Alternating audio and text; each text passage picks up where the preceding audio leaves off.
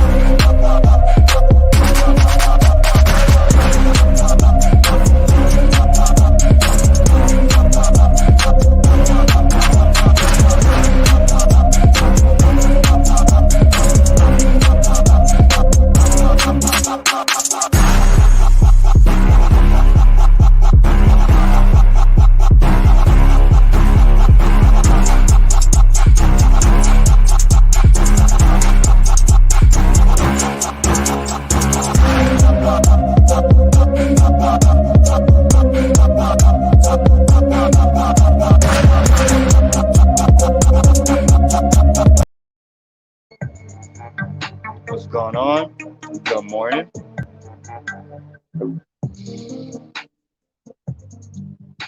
Got a bunch of stories for y'all.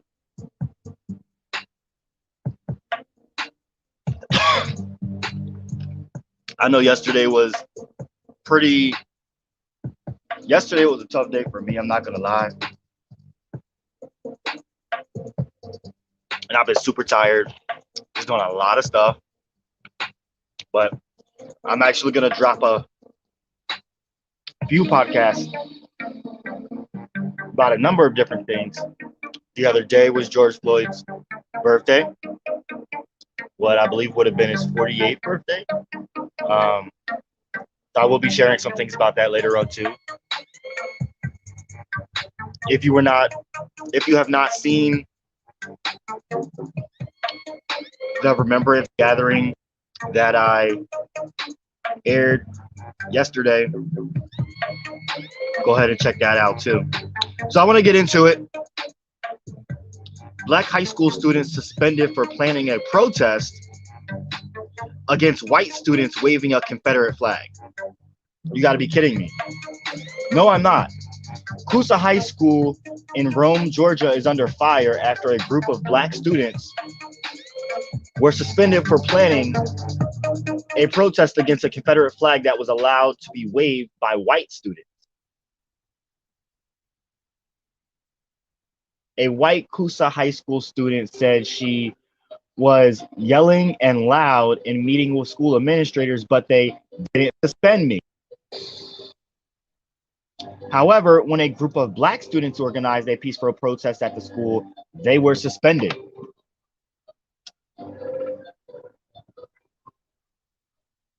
She said, all the black students, they suspended them, and they didn't.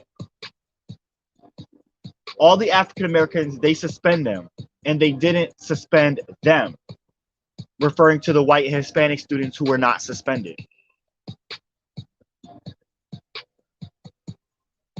Their suspensions came after 4 white students seemingly got away with waving a Confederate flag around the school without any punishment. And the students reportedly hurled out racial slurs while waving the flag at Farm Day, which is a themed event for Spirit Week leading up to the school's homecoming. The day after Farm Day, several students of Black, white, and Hispanic descent went to the school administration to express their gripes over the Confederate flag.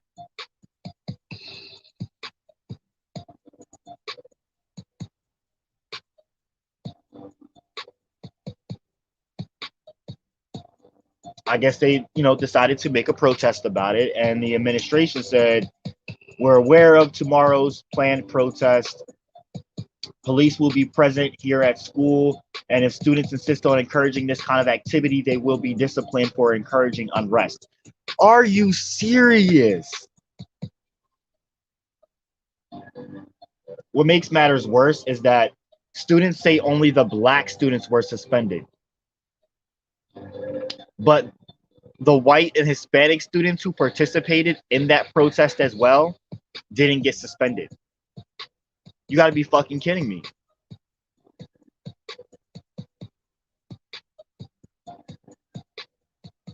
So, black kids are not allowed to wear anything BLM. They're not allowed to protest. White kids and Hispanic kids can protest and not get reprimanded. Oh, and white kids can walk around with the Confederate flag and yell nigger at all the other kids and nothing happens. But as soon as a black kid wants to raise a stink about getting called a nigger, police presence, suspension. You're a criminal. Come on, y'all.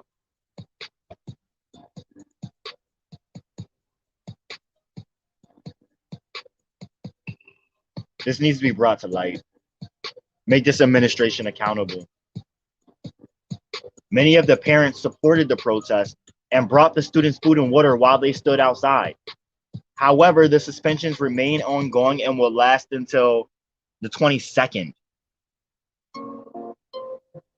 And y'all, the suspension started on the 8th.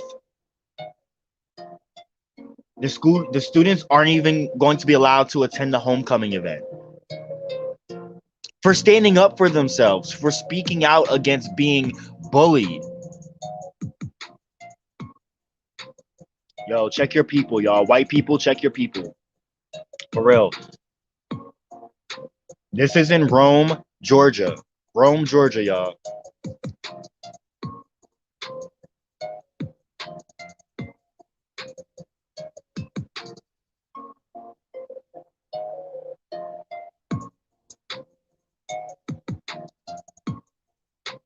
I'm gonna throw that in the comments for y'all.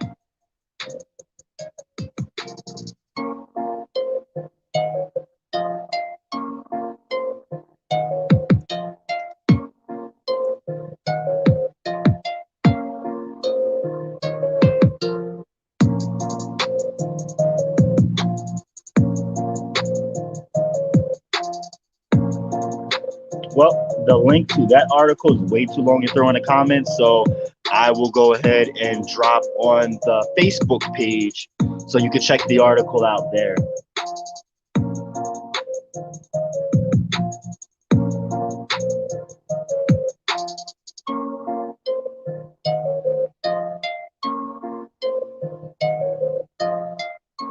"126 migrants attempting to get to the U.S. were abandoned in a shipping container in Guatemala.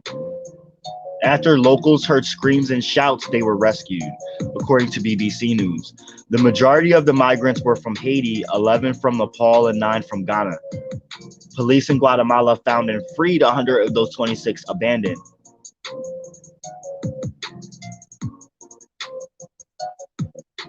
There's images and everything of this, but I don't want to share the images. I, again, am going to drop this in the comments.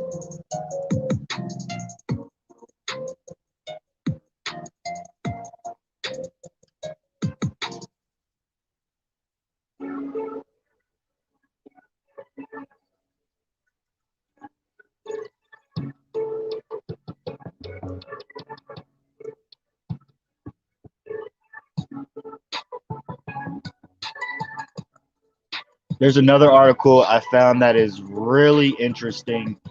It basically is very long, so I'm not going to read it, but it talks about trends of immigration and why is America apparently surprised over illegal immigration. Why does the U.S. government appear so ill prepared to deal with the repeated waves of when men, women, and children unlawfully crossing the borders, and why officials seemingly fail to understand that visa overstayers and those who released into the country are awaiting a judicial hearing don't ever expect to return to their home countries. Um, it talks about the difference between white and brown immigrants, um, immigration in general all over the world, and people that live in countries that want to move to other countries and why. Um, it's a pretty interesting read.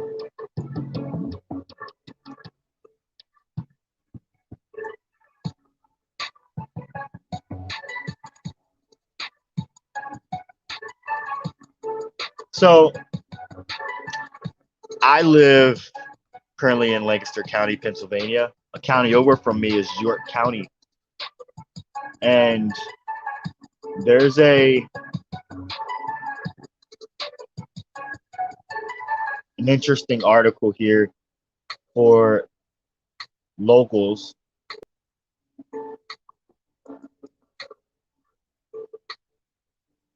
I find it kind of weird, but nonetheless, there you go.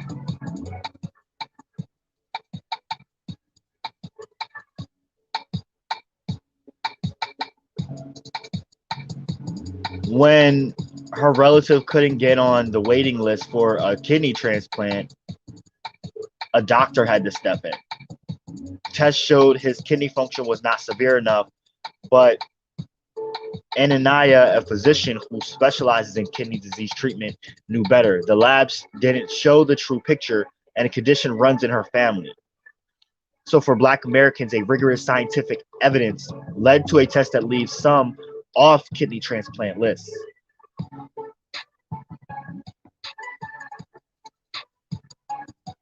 Pretty interesting. This doctor basically, Black people in original studies to develop this test may have had non-biological exposures that affected pre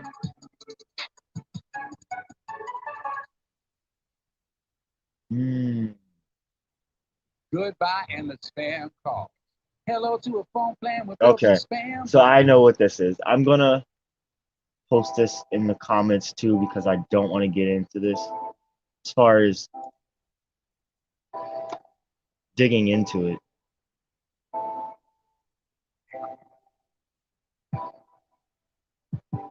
Okay, I'm sure people know about this one.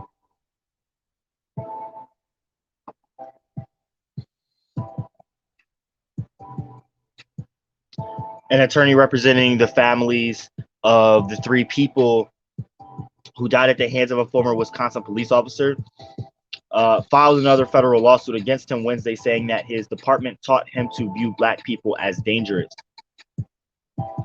Jay Anderson's mother, at a protest, she's holding a sign in Chicago. So this was from the 13th. There's a lawsuit alleging that former Wauwatosa police officer Joseph Mensah violated Jay Anderson's constitutional rights when he shot and killed Anderson after discovering him sleeping in a park after hours in 2016.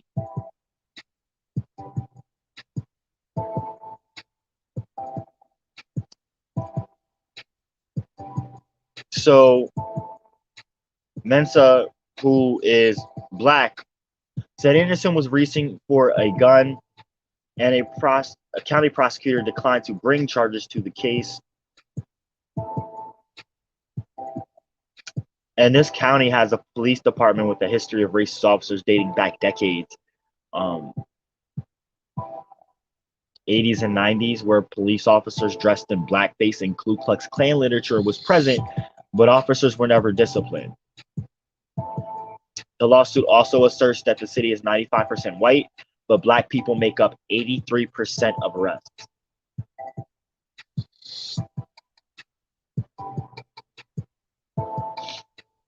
So again, this was a Black police officer targeting a homeless Black man, maybe thinking that it was easy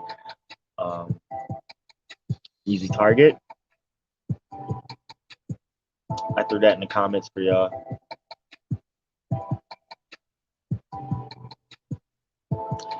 I don't know if this will sound racist. Zoom classmate says black people are poor and aggressive in racist TikTok. Yeah, seriously. Yeah, that's actually an article, and I'm posting it now.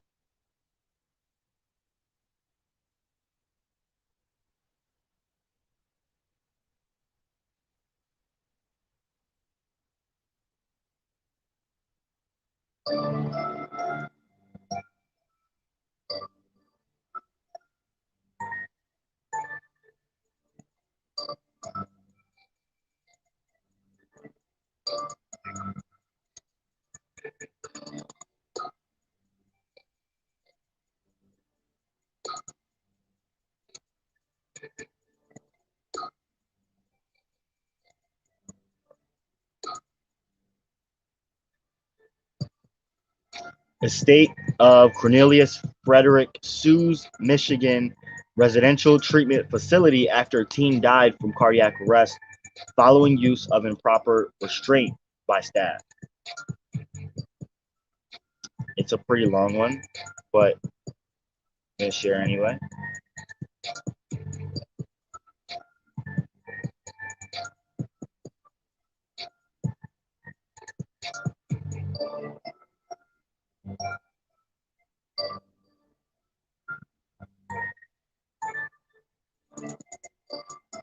So Howard University just received $5 million from a black couple, the first ever alumni donation in its history. That, to me, surprising, but also pretty awesome.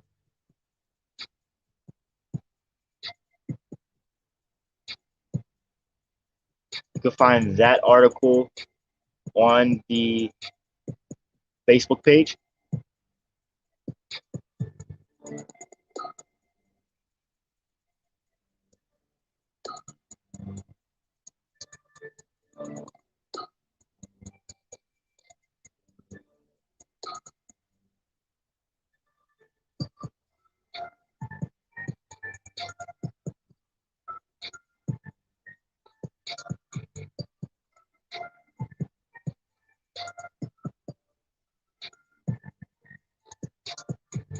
Black construction worker shot multiple times after N-word repeatedly spat at him. And the family is seeking justice. The guy was shot 7 times. This is in Stockton, California, and what is believed to be a hate crime. Bobby Gale, 45-year-old black man and father of 5, was seriously injured during an unprovoked attack on October 8th. His brother and him had just finished a construction job at a restaurant when the shooting occurred.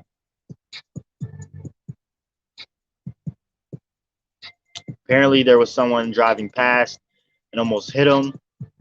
Bobby had, yelled, "Slow down." And this guy, a white guy, gets out the truck and starts spouting the N-word over and over, and then just started shooting.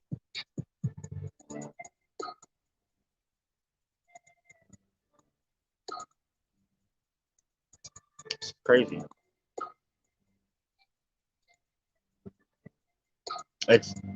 It's clearly a hate crime.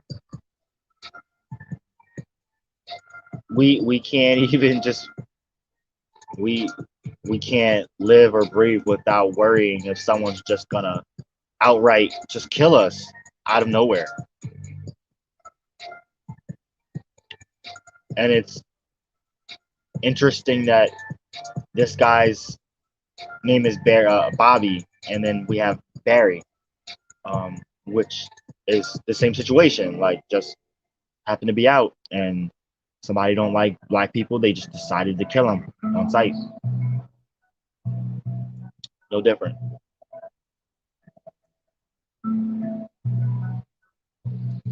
Speaking of Howard, again, students at Howard protest the school for poor housing conditions, tuition increase, and lack of representation.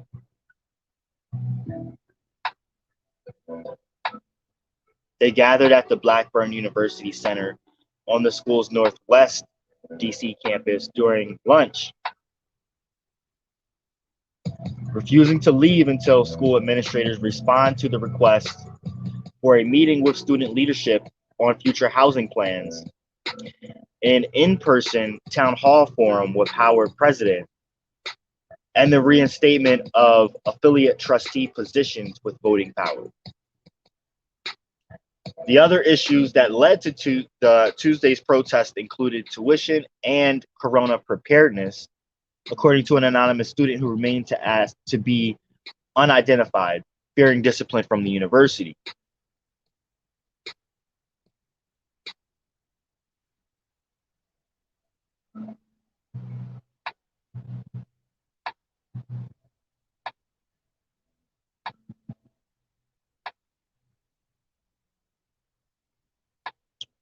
A student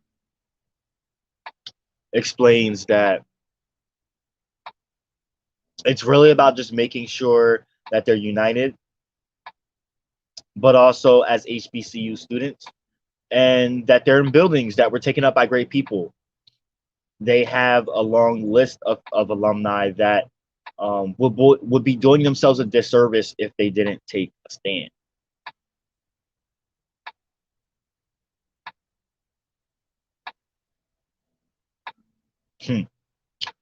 A reporter showed up on campus, but the police ordered them to leave. But on Wednesday, the demonstration was peaceful, with students occupying the hallway in a quiet manner, while 3 campus officers gathered in the building's entranceway.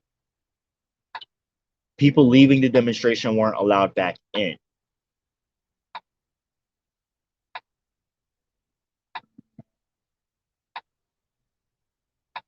So it seems like the university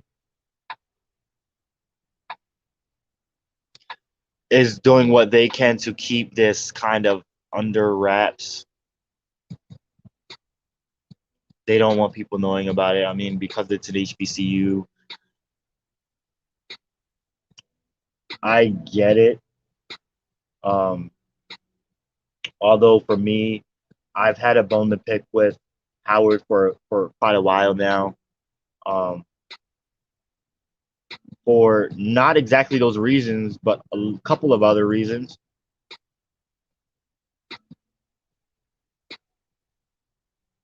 And post this in the comments too.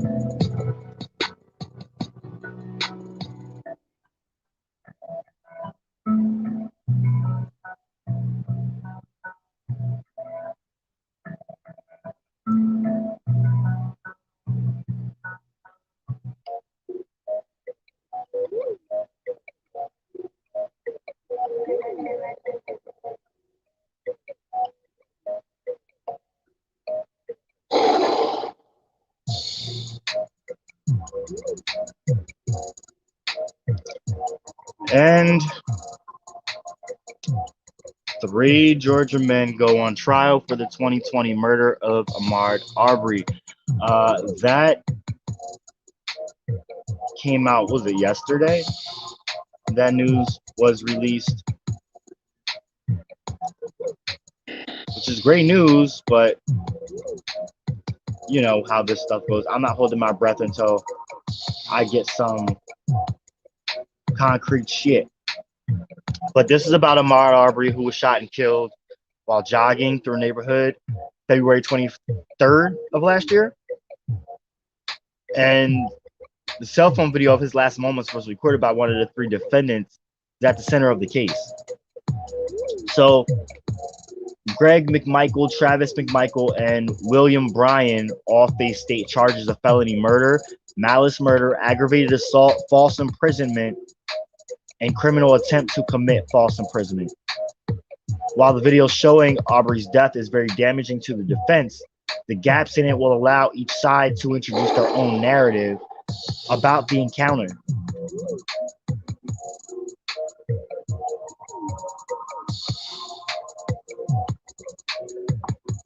So we'll definitely be watching that closely here at the Leon Block, keeping you posted on that story. Again, if you have not checked out the remembrance gathering from yesterday. Please check it out. It's maybe a 20-minute viewing. I'd really appreciate it.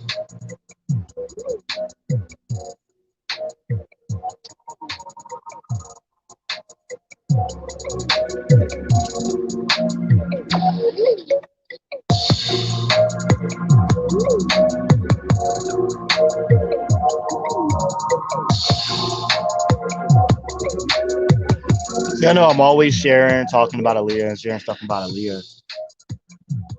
Missy every now and then drops some gems about her feelings or things that she remembers, and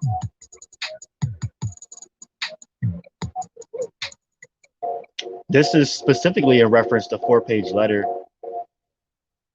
At the beginning of the hit being dropped,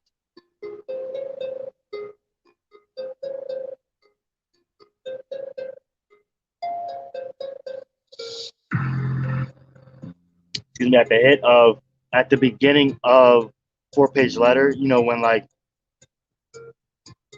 Aaliyah's telling the engineer to turn the music up a few times before the song actually starts. After fans on Twitter posted a video spoof of the singer, Missy responded with a story about Aaliyah in the recording studio.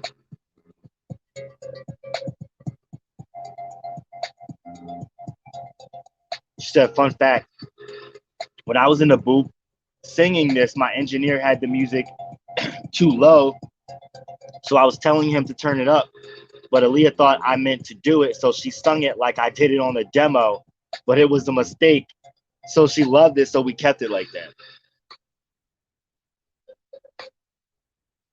Aaliyah said that Aaliyah liked the mistake and they decided to keep it on the track. They decided that every time Aaliyah said, turn my music up, the engineer will raise the volume.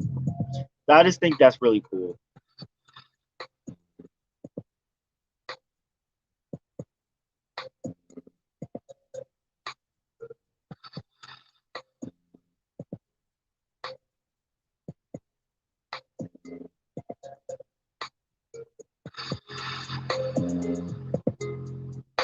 Black former firefighter sues Florida City after mural depicted her with white face.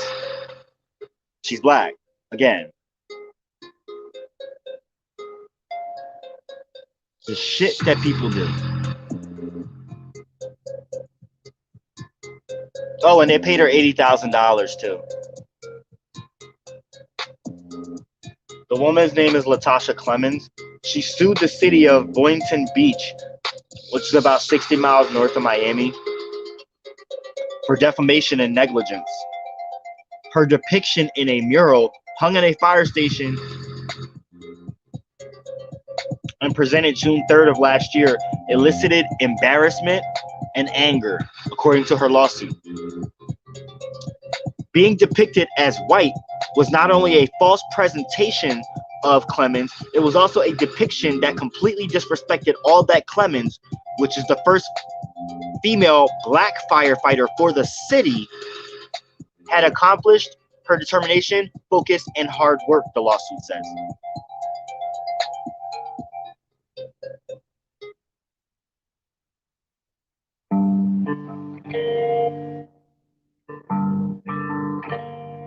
Sad.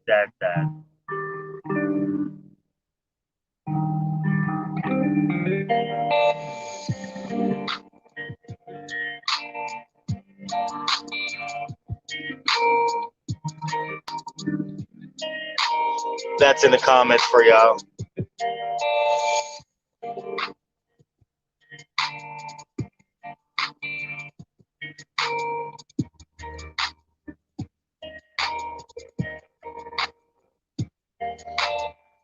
Woman helping kids to become bosses with the Junior CEO Business Fair and Conference. I did post that to the Facebook page. I'm also posting it to the comments too.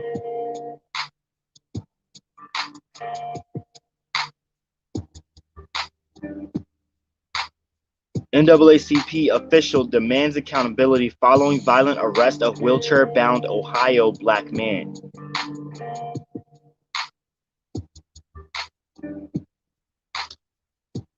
There's a formal complaint filed against the Dayton Police Department for Clifford Owensby, 39, who's a paraplegic who was aggressively pulled out of his vehicle during a traffic stop. Owensby was pulled over after he was seen leaving a suspected drug house. The house in question is one of Owensby's rental properties, and he stopped by the property to retrieve a cable box from his tenant. As Owensby drove away, police pulled him over and later asked him to step out of the car. Owensby told officers he was paraplegic and then asked for a supervisor to assist in the matter. For the forward, who is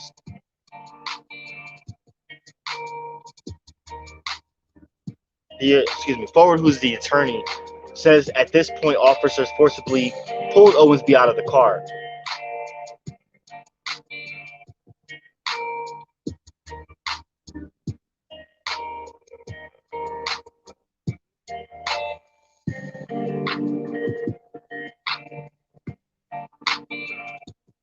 This is the real deal of stuff that is going down around you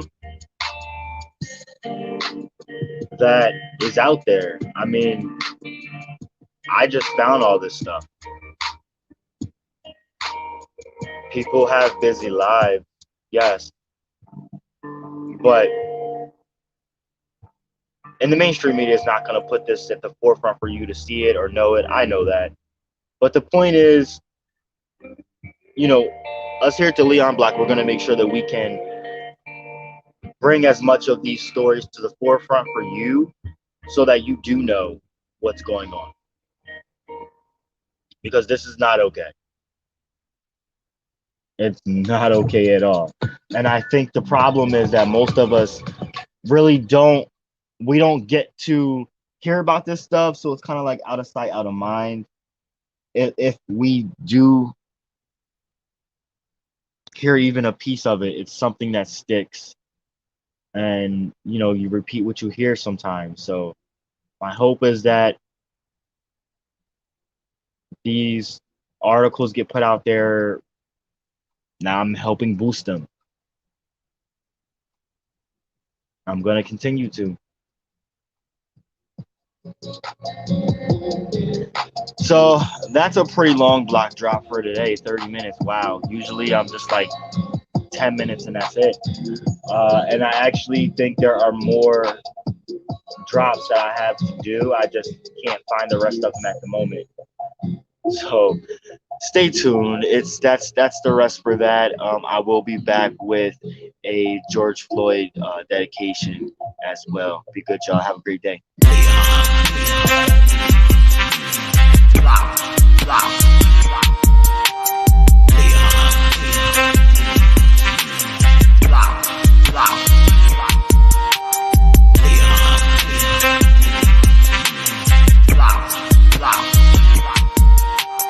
Leon. Blah.